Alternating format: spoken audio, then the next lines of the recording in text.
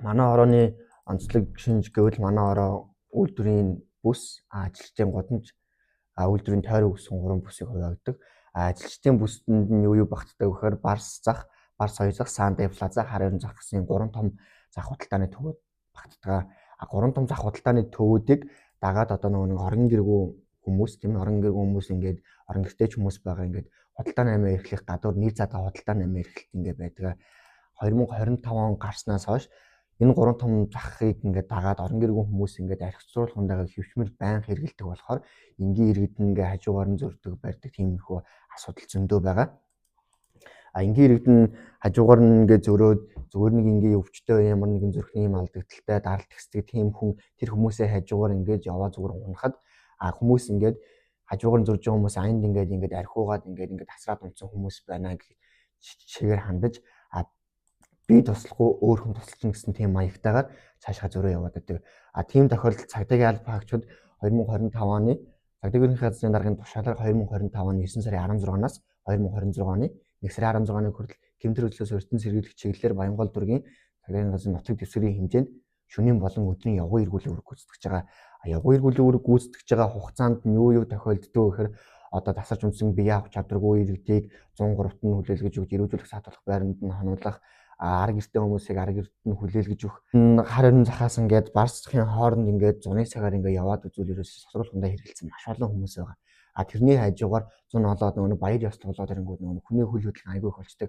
Тэр дундуур нь ингээд иргэн ингээд жоохон муугар хаад ноор ховцтой юм уу нэг жоохон алтрувцтай ингээд зөрөөд ингээд гинт ингээд бие мийг нь муудаад ингээд унахад хүмүүс ерөөсөө тусалдгүй.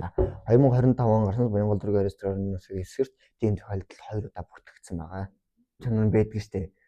Шүлэг хүртлээч нэг архин дарсан нэг шаалж буй ээж нь аавчин шиж бидний хүмүүс нөгөө нэг за энэ миний хамаатан биш нөгөө нэг юм гудамжны үе юм чи ингээд айгуух цааргалаад байдаг хойш суугаад байдаг энийг хэн шалгах вэ хэн очиж энэ хүнд ингээд анхаачны тусламж үзүүлэх вэ зүгээр нэг энгийн иргэн очиод унтсан багт хажуугаар нь заавал цагтаа түргэн биш тийм ээ энгийн иргэн очиод анхаачны тусламж мэддэг үл үзүүлээж яагаар нэг хэрэг тийм ээ тэр хүн яаж ч унсан байж болно шүү дээ архиугаад унсан ч байж болно зүгээр энгийн иргэн яваад даралтна гэсэд унсан ч байж болно тийм зүйл ерөөсөө цаг алдахгүй туслаад цагдаагийн байгууллага тийм үү 103 102-д нэг дуудлага мэдээллийн өгөөд энэ хүн ингэсэн байна гэсэн юм. Манай монголчууд айгүй их нүн тэрэн дээрээ нэг айгүй зарилчаад өгдөг. За дараагийн юм гिचүүлгүүдээ дараагийн юм гिचүүлгүүдээ.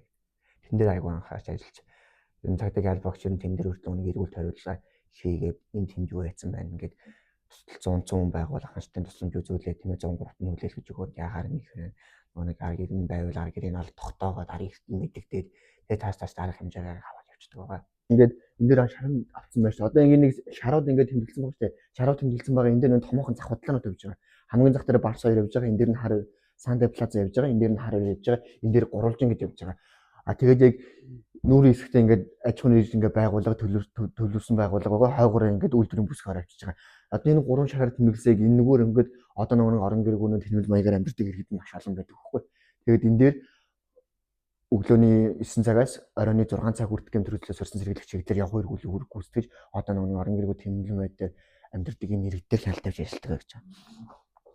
Тэр нэг юу гэж байгааг энэгээр л ингэж айгүй хэлсэн гэсэн. Үйлдвэрийн бүс ер нь бодвол хамаагүй гайгүй